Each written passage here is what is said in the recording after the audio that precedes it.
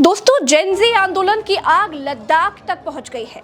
लद्दाख में भाजपा कार्यालय जला दिया गया है। 4 की मौत हो चुकी है, 70 से ज्यादा लोग घायल बताए जा रहे हैं।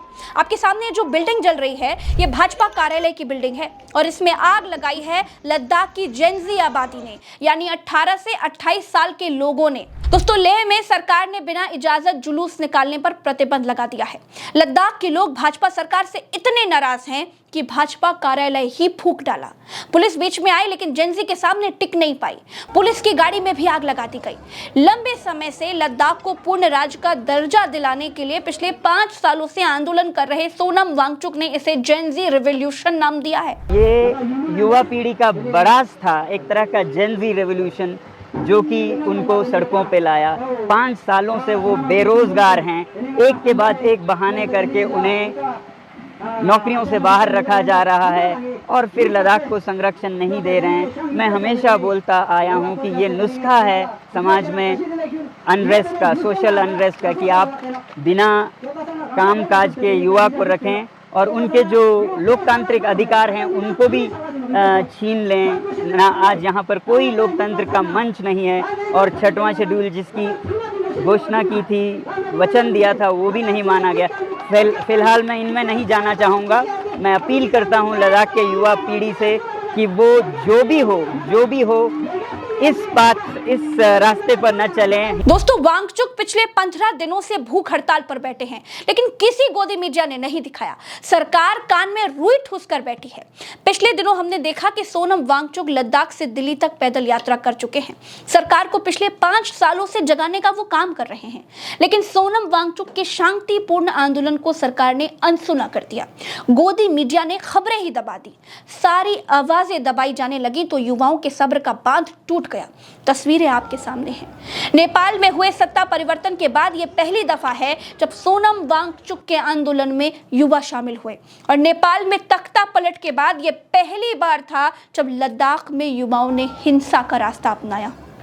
बहरी सरकार को नींद से जगाने के लिए शायद लद्दाख के युवाओं को यही रास्ता सूझा। अब लद्दाख 4 चीजें मांग रहा है। पहली, संविधान की 6ठी अनुसूची में शामिल कीजिए। दूसरा, लद्दाख को पूर्ण राज्य का दर्जा दीजिए। तीसरा, कारगिल और लेह अलग लोकसभा सीट बनाई जाए। आज की तारीख में लद्दाख में एक ही लोकसभा सीट है। चौथा, सरकारी नौकरियों में स्थानीय लोगों की भर्ती की जाए। ये संविधान की 6ठी अनुसूची क्या है जिसके लिए भाजपा दफ्तर फूंक डाला गया? दोस्तों, धारा 370 हटाने का गाना भाजपा गा रही है, तो फिर लद्दाख के लोग पूर्ण राज्य के दर्जे के लिए परेशान क्यों हैं? भाजपा लद्दाख में विधानसभा चुनाव क्यों नहीं कराती?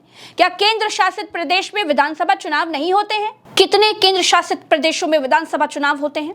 भाजपा दफ्तर फूंकने की असल वजह क्या थी? दोस्तों, इस वीडियो में आपको सारे सवालों के जवाब मिल जाएंगे। नमस्कार, मेरा नाम प्रज्ञा मिश्रा है और आप प्रज्ञा का पन्ना देख रहे हैं।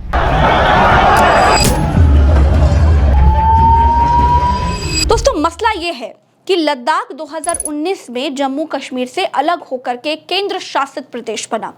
भाजपा सरकार ने खूब वाहवाही लूटी कि उन्होंने धारा 370 हटा दी है। भाजपा ने वादा किया कि लद्दाख को पूर्ण राज्य का दर्जा दिया जाएगा, लेकिन चुनाव बीतते चले गए। भाजपा ने लद्दाख को इग्नोर कर दिया। दोस्तों, लद्दाख 2019 से पहले जम्मू कश्मीर राज्य के 3 क्षेत्रों, जम्मू कश्मीर घाटी और लद्दाख में से एक था। यह प्रशासनिक तौर पर लेह जिले और कारगिल जिले में बटा हुआ था, जो जम्मू कश्मीर की विधानसभा और सरकार के अधीन थे। 2019 से पहले जम्मू कश्मीर को धारा 370 और अनुच्छेद 35A के तहत विशेष स्वायत्तता मिली हुई थी, जिसके तहत राज्य के पास अपनी विधानसभा, संविधान और कुछ मामलों जैसे भूमि और नागरिकता में स्वतंत्र नीतियां बनाने का अधिकार था। यानी कि लद्दाख को श्रीनगर की सरकार हैंडल करती थी। लेकिन 2019 के बाद लद्दाख पूरी तरह से केंद्र की भाजपा सरकार के अधीन हो गया। यानी लद्दाख में विधानसभा चुनाव नहीं होते हैं, केवल लोकसभा चुनाव होते हैं।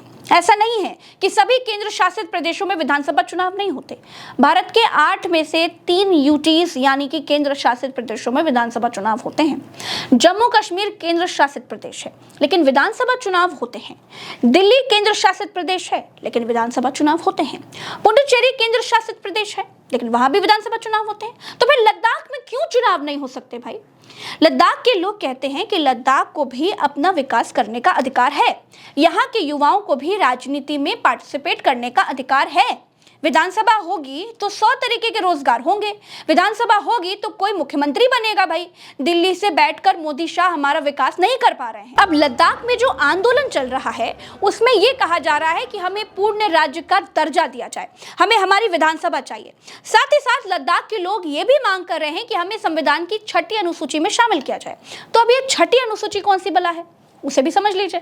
तो 6ठी अनुसूची भारत के संविधान का एक विशेष प्रावधान है जो आदिवासी बहुल क्षेत्रों में स्वायत्त शासन और स्थानीय प्रशासन की व्यवस्था प्रदान करता है। यानी अगर लद्दाख 6ठी अनुसूची में शामिल हो गया तो लद्दाख को अपने यहाँ पंचायत चुनाव से लेकर के नगर निगम चुनाव तक हर चुनाव में पार्टिसिपेट करना होगा, यानी चुनाव करवाने होंगे। लद्दाख के विकास के लिए निर्णय लेने की आज़ादी उन्हें मिल जाएगी। ये 6ठी अनुसूची वाला मसला पूर्वोत्तर भारत के कुछ राज्यों में जैसे असम, मेघालय, त्रिपुरा, मिजोरम के आदिवासी क्षेत्रों में लागू है। तो कुल मिलाकर के इसका उद्देश्य आदिवासी समुदायों की संस्कृति, भूमि और संसाधनों की रक्षा करना है और उन्हें स्वशासन का अधिकार देना है। अब आंदोलनों को कुचलने वाली सरकार कान में तेल डालकर बैठी है। सोनम वांगचुक दिल्ली जाते हैं तो उनको हिरासत में ले लिया जाता है, आंदोलन करते हैं तो कोई सुनता ही नहीं है। भाजपा लद्दाख की भगवान बनने की कोशिश कर रही है जो लद्दाख के लोगों को मंजूर नहीं है। विकास की बड़ी बड़ी बातें करने वाली सरकार से लद्दाख अपने हिस्से का विकास ही तो मांग रहा है, लेकिन सरकार सो रही है। इसीलिए लद्दाख की इस सालों पुरानी लड़ाई में अब जेनजी भी कूद गए हैं। इसीलिए इस आंदोलन का स्वरूप बदल गया है दोस्तों। लेकिन मैं प्रज्ञा मिश्रा युवाओं से यह अपील करूंगी कि हिंसा किसी भी आंदोलन का हिस्सा नहीं हो सकता है।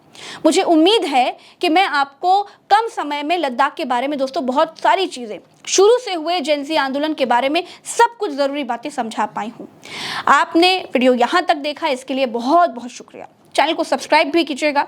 मुझे यानी अपनी प्रज्ञा को इजाज़त दीजिए। राम राम, दुआ सलाम, जय हिंद। लद्दाख के वो लोग जो हिंदी समझते हैं उनसे कहूँगी कि संयम बनाए रखिए, हिम्मत रखिए और हिंसा अच्छी चीज़ नहीं है। नमस्कार।